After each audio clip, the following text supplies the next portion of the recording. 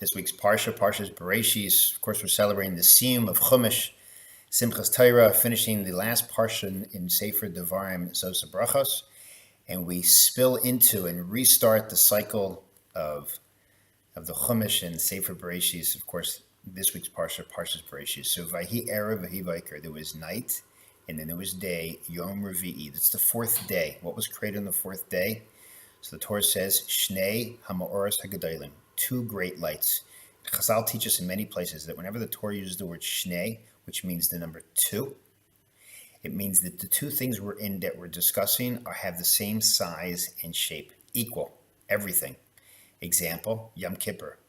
What do? We offer up two goats. Yeah? The Shnei Seiri, two goats. They look exactly the same size, same color, everything, same sex. One, of course, gets thrown off the cliff, and one gets served into the Beis Hamikdash, into La Hashem. But they start off the same size. So the Torah continues that the Ma'or HaGadol, the greater light, which is referring to the sun, is going to be Mamshelis on the day. It's going to serve the day. And then there is the Ma'or HaKatan, the smaller light, that's going to serve the night. And so the pasuk's confusing. First it says that the two lights are the exact same size, ends up saying one's greater than the other. And of course, Rashi, the Talmud, teaches us that the moon complained. Sometimes we don't like things the same size. If your car is the same size as my car, your house is same house as mine, your position, you're a vice president, I'm a vice president, it doesn't work for us. We always have this drive to be bigger and better than our friend or our neighbor.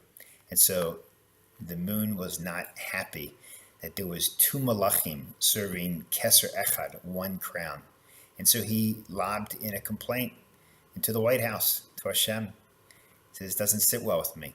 I think you should make me bigger than the sun. And Hashem heard the complaint and says, okay, good. You're such a big tzaddik. You make yourself smaller.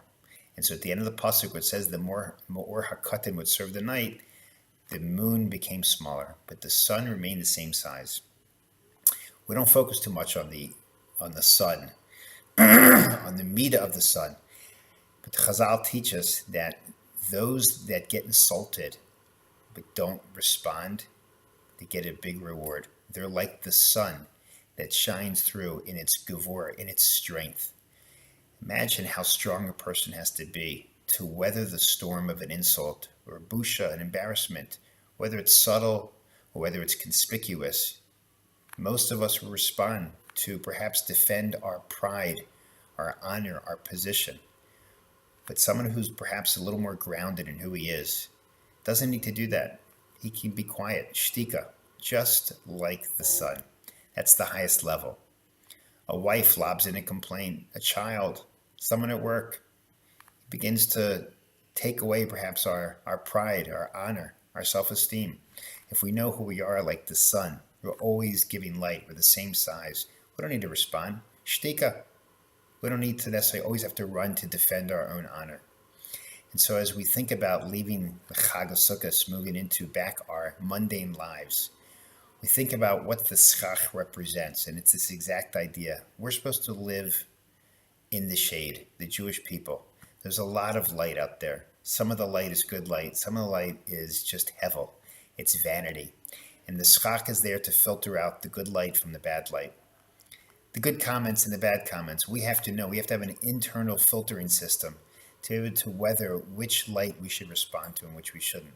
And hopefully, as Jews, as we understand our purpose in the world, we don't necessarily get tipped.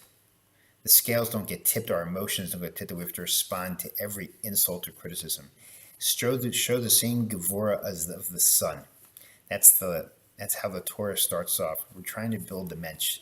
And the mensch isn't someone that's small and is impulsive and compulsive.